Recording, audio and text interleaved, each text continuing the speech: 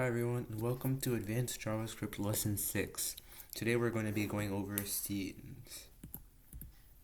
So the overview for today's lesson is to learn what scenes are, and then we're going to learn how to create scenes, and then we're going to work on a project to test the knowledge that we've learned, and then throughout the whole process we're going to be having fun. So let's get started with some review questions. So the first review question is, give an example of a button constructor, or a button template if you would like to call it that. So pause the video and try and think of an example of how you would make a button constructor.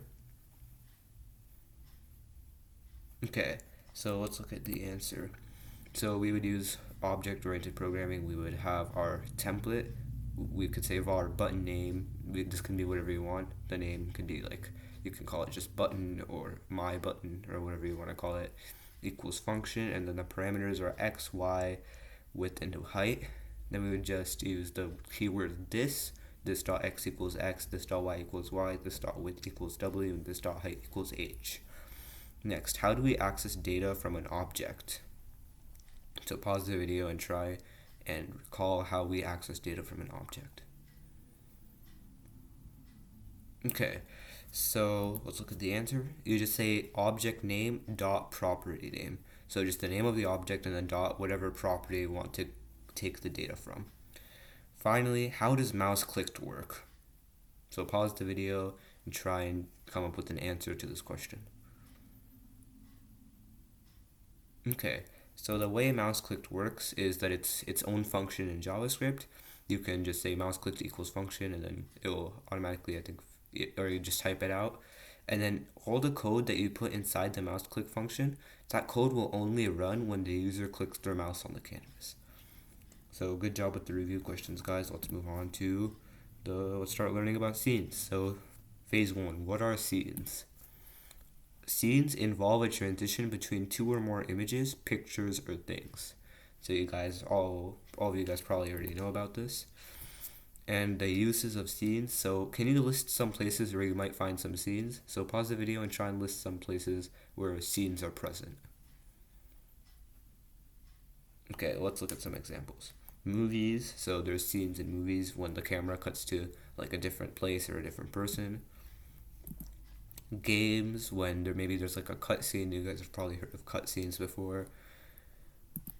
Books, there's different scenes in books, different like settings, situations, and more. There are many places where there are scenes. And like we said before, a scene is just a switch between two images in a movie. For example, clicking the play button on a game and then it brings you to another place, that is a scene, just any switch between two images. So now let's go over how we create scenes in JavaScript. So first you have to create a function that draws the scene. So here we have our function, it's called var draw scene1 equals function, and then inside notice how we just put in a bunch of code that we would normally put in if we were trying to like draw something. We have a background, we have fill, and then we just type in some text. So this is our first scene, and then you would create multiple of these, and then to switch between the scenes you would have to use the mouse click function. And we will go over this in more detail, but you would have to use a series of if statements to draw each scene. You would essentially call each function separately based on when the user clicks their mouse. And that would, let's say we had scene 1 up and then the user clicked their mouse, we would draw scene 2 and that would cover scene 1, giving it the illusion that like a new scene appeared on the screen. So let's go into more detail about how to switch scenes. So switching scenes, you have to create a variable. You can call it current scene, you can just call it the scene, you can call it whatever you want, but current scene is probably more ideal since it's obvious what it represents. So create a variable that holds the current scene number. So it was obviously always going to start at 1 since the first scene is always the first scene. Increase that variable by 1 time every time the user clicks their mouse. So you're going to add 1 to the variable anytime the user clicks their mouse. This is inside the mouse clicked function. And then use if statements to draw the correct scene based on the variable. So for example, if the user clicked their mouse when current scene was equal to 1, now current scene is equal to 2, and then if current scene is equal to 2, then we're going to draw the second scene. a tip is to make sure you call the background function at the top of every draw scene function. So anytime you make a function to like make a scene inside of it, make sure you call the background function at the top. And this will make sure the previous scene doesn't show up when you call the next one. Since if you're calling the background function, you're kind of covering everything that was on the canvas before. So now we're gonna do an activity, create a 3-scene program. So just make a program that changes between 3 different scenes every time you click the screen. So here is what it looks like. Here's a demo of it. So this is the first scene, we click the mouse. This is the second scene, click the mouse, third scene, and it just keeps on looping. So work on this for around like 5 to 10 minutes or however much time you need. Pause the video, and then once you think you have the answer, you can come back and we can review the answer together. Okay, so now that you've worked on the project, let's go over the answer and see, hopefully, that we have matching answers. So here we have our variable current scene is equal to 1. Here are our draw scene functions. So we have var draw scene equals var draw scene 1 equals function. It's just a function that has a background and then some text that says this is scene 1. We have our second draw scene 2. This is another function which just has background text. This is the second scene. And note that you can put anything inside of here. You could draw ellipses, rectangles, you could draw whatever you want inside of here. It doesn't have to just be text. Finally, we have draw scene 3. We just say this is a third scene with a new background, text size and stuff.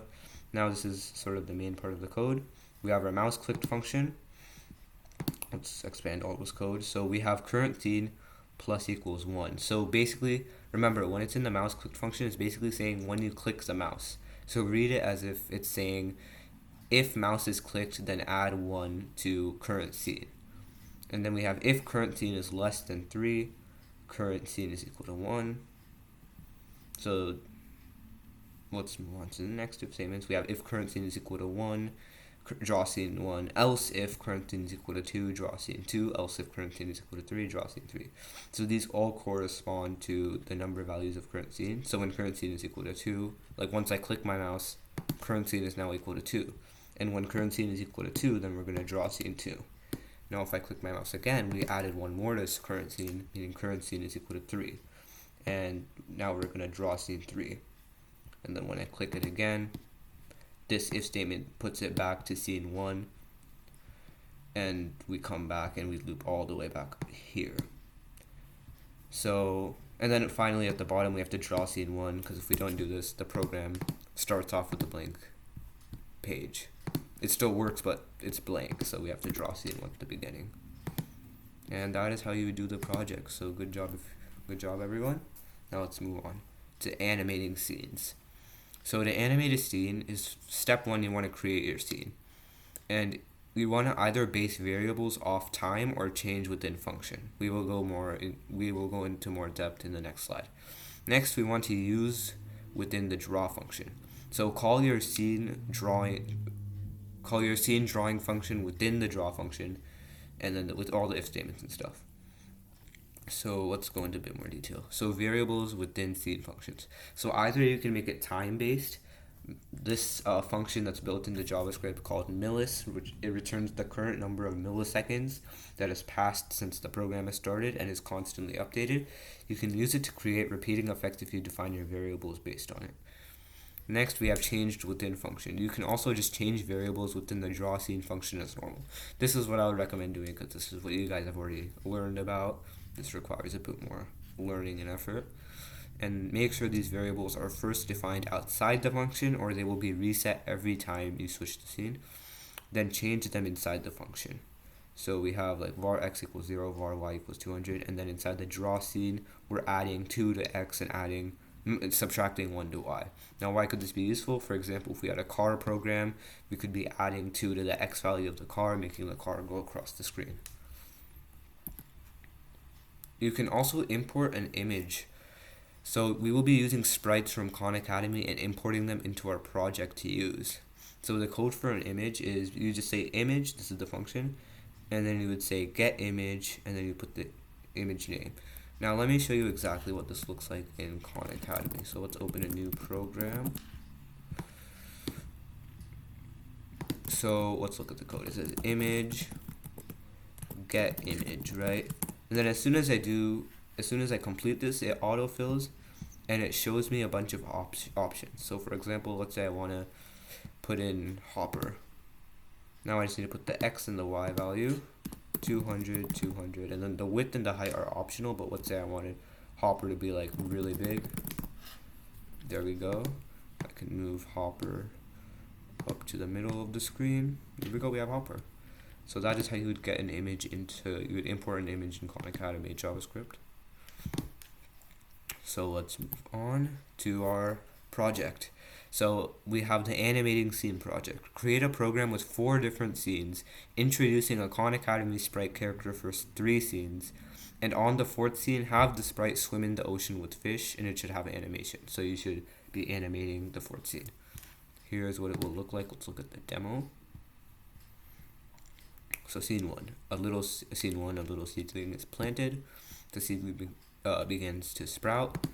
The seedling has grown up, and there's an animation. The seedling is swimming up and down. Okay, so pause the video and take like however much time you need, maybe like 10 to 15 minutes to work on this project. And then once you are done, come back and we will go over the answer to this project. Good luck, everyone, and I hope you guys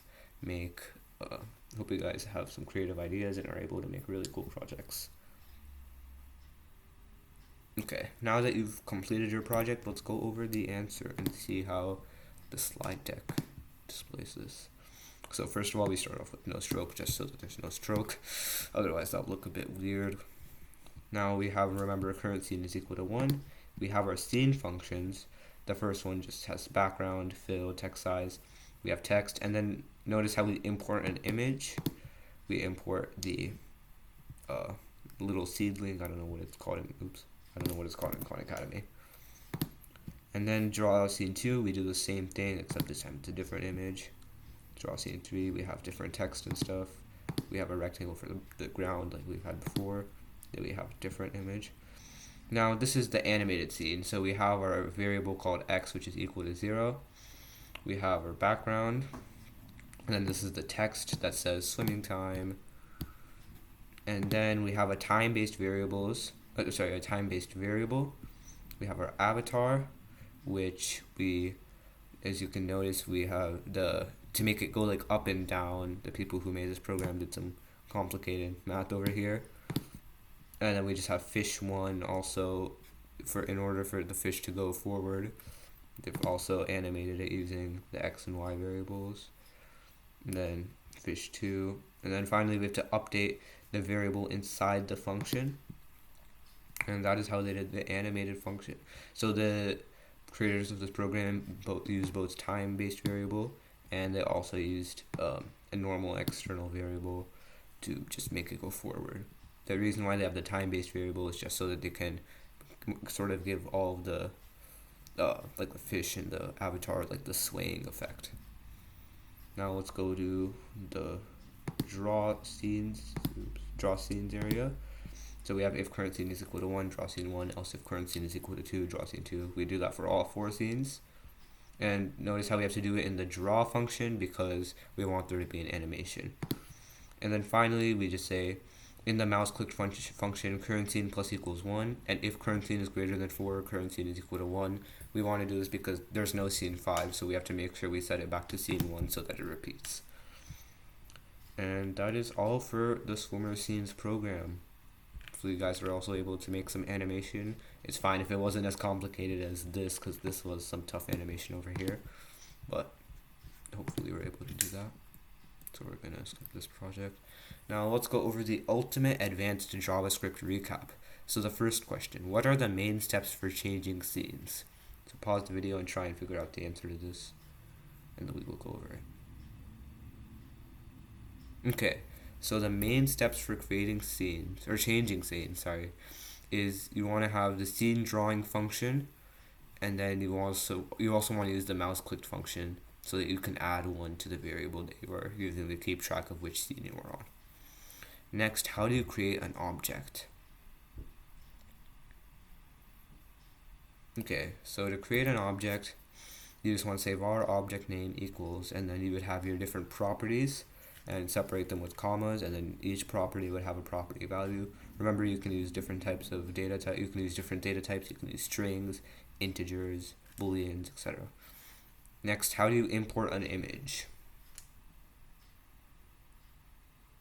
Okay, let's go over the answer. So the code is just image and then get image, and then you use the Khan Academy picker to choose your own avatar. And then you have the X value, Y value, width, and height. Finally, what is object-oriented programming? Okay, object-oriented programming is basically when you create templates that you can use to create multiple instances of an object. Like the book example, there are multiple types of books in this world. There's not just one book. Each book has a unique title, author, number of pages, etc. So that's an example of object-oriented programming. And that is all for today. I hope you guys enjoyed advanced JavaScript. Good job. Next curriculum we'll go over would be Python. But good job everyone in advanced JavaScript, and I hope to see you guys in some Python videos or in the future in a class. So bye everyone.